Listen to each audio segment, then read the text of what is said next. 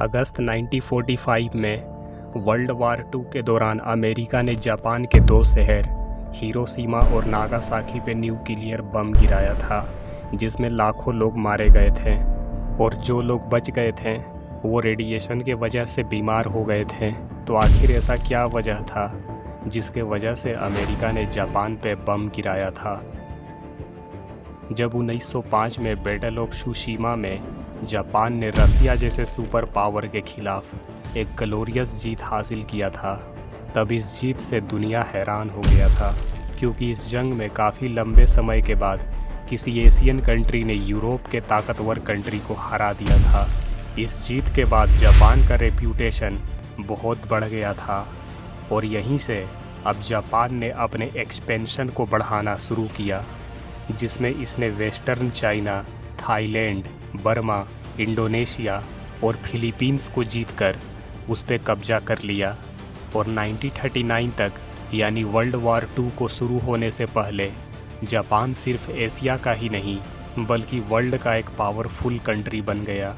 और अब जापान का कॉन्फिडेंस इतना हाई हो गया था कि उसने वर्ल्ड का मोस्ट पावरफुल कंट्री अमेरिका पे अटैक करने का प्लान बनाया, जिसके लिए जापान ने प्रशांत महासागर में मौजूद अमेरिका का एक नेवल बेस पर्ल हार्बर को अपना पहला निशाना बनाया, क्योंकि पर्ल हार्बर में अमेरिका के ताकतवर नेवी और एयरक्राफ्ट मौजूद थे, जिसे जापान किसी भी कीमत पे बर्बाद करना चाहता था।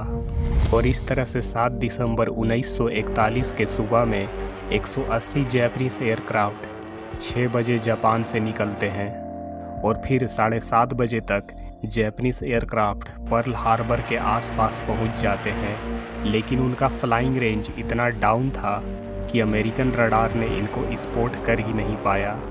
और फिर 7:55 पे जापानीज एयरक्राफ्ट ने पर्ल हार्बर पे हमला शुरू कर दिया।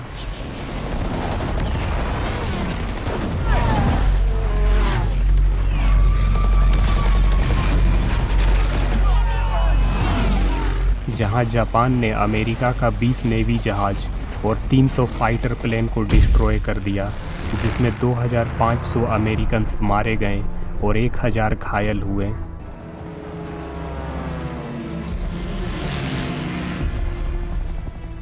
जिसके बाद अमेरिका ने जापान को जवाब देने के लिए जापान के खिलाफ वार डिक्लेयर कर दिया। और अब यहीं से शुरुआत होता है बैटल ऑफ मिडवे का।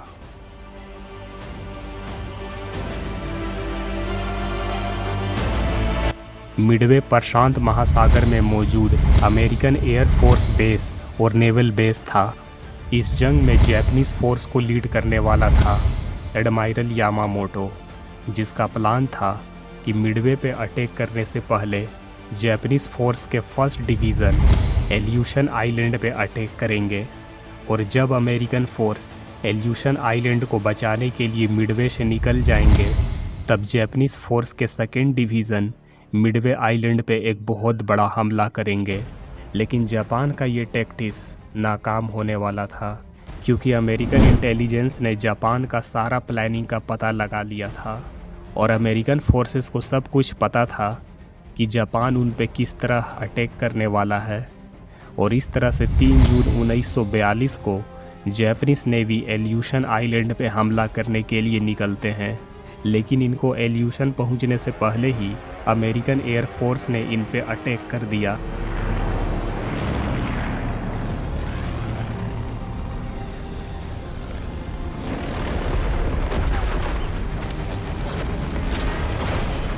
और इधर अमेरिका का नेवी और एयरफोर्स ने मिडवे आइलैंड को पूरी तरह से सिक्योर कर लिया। और 4 जून 1942 को जापान का 108 एयरक्राफ्ट मिडवे पे एक बहुत बड़ा हमला करते हैं।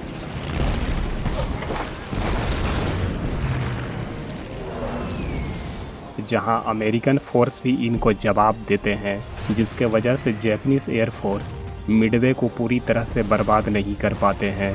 और कुछ ही देर में जापान के एयरफोर्स यहां से चले जाते हैं, जिसके बाद अमेरिकन एयरफोर्स मिडवे के तरफ आने वाली जापानीज नेवी और उनके एयरक्राफ्ट करियर पे एक सरप्राइज अटैक कर देते हैं।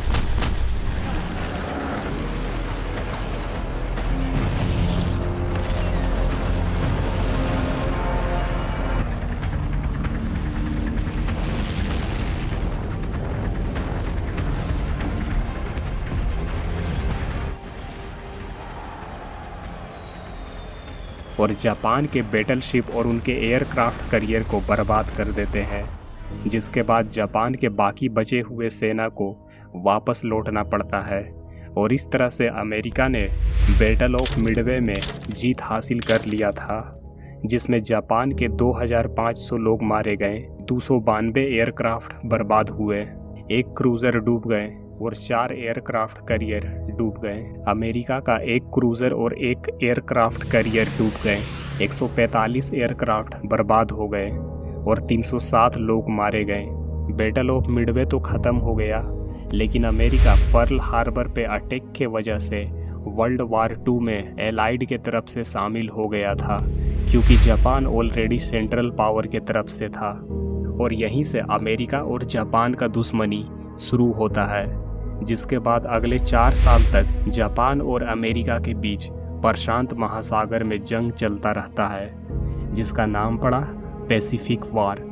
लेकिन जापान ने कभी हार नहीं माना और उसने अपना बदला लेने के लिए लगातार अमेरिका पे अटैक करते रहा, यहाँ तक कि वर्ल्ड वार 2 में जर्मनी को हारने के बाद भी जापान ने खुद को सरेंडर नहीं किया, जिसके वजह से अब 1945 में अमेरिका जापान को पूरी तरह से ख़त्म करने के लिए फाइनली जापान पे न्यूक्लियर बम गिराने का फ़ैसला लिया। और इस तरह से 6 अगस्त 1945 को अमेरिका का एक बम्बर प्लेन जापान के एक शहर हिरोशिमा पे बम गिराया और 9 अगस्त 1945 को नागासाकी शहर पे बम गिराया। इस विस्फोट ने पूरे शहर को ख़त्म कर दिया था। इस हमले में टोटल 2,80,000 लोग मारे गए थे, जिसमें सिर्फ 20,000 सैनिक थे और बाकी सब सिविलियन थे। इसके बाद 15 अगस्त 1945 को सेंट्रल पावर के आखिरी उम्मीद जापान ने खुद को सरेंडर कर दिया और इस तरह से वर्ल्ड वार 2 का अंत हुआ।